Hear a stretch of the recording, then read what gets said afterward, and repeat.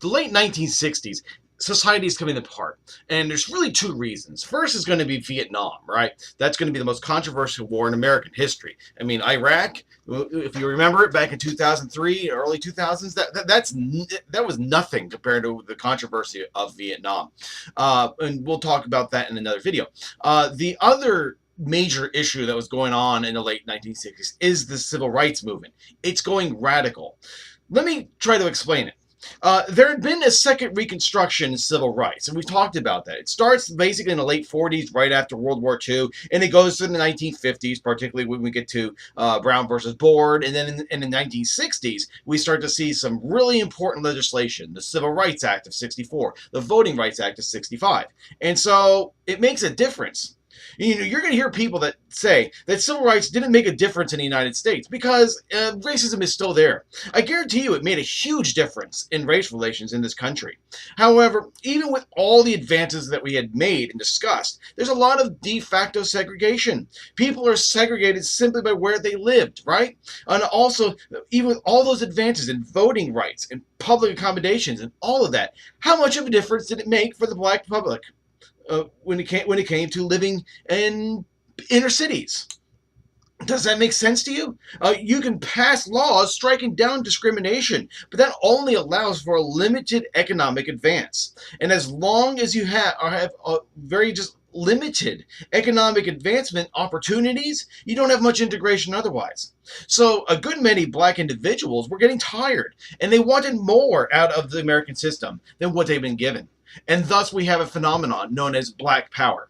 Now, Black Power comes together in the late 60s, and a great visual of it is going to be the 1968 Mexico City Olympics, the Summer Olympics. Two American athletes are going to win the 200 meters, and they're both black. And during the American anthem, the Star Spangled Banner, both are going to basically raise their hands in a clenched fist, the Black Power salute. Now, what does Black Power mean? It's tricky to understand and define into a definition. But roughly what it means is that black people are saying it's time for the black community to take over the areas they live in, right? It's time that they control civil rights organizations in their areas. So it's economic power and power in their organizations. It simply came down to a lot of situations of matter of basically a black pride.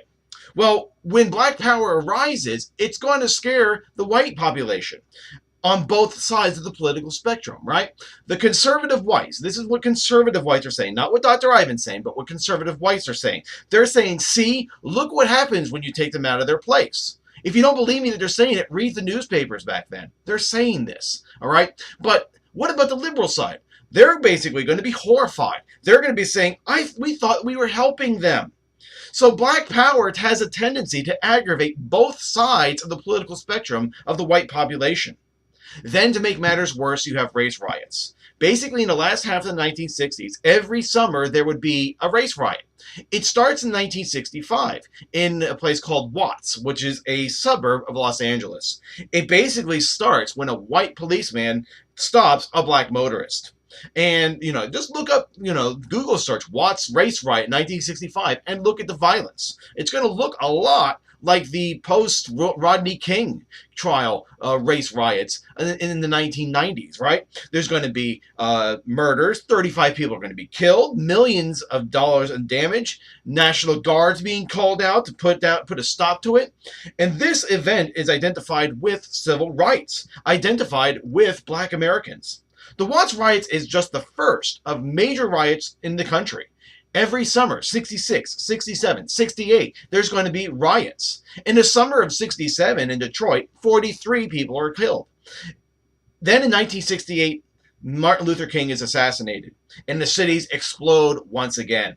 There are parts of Washington, D.C., in which you can see in the Capitol windows and look outside and see parts of the city burning. So that's what I mean by the civil rights movement going radical. And thus it scares the white population on both sides of the political aisle.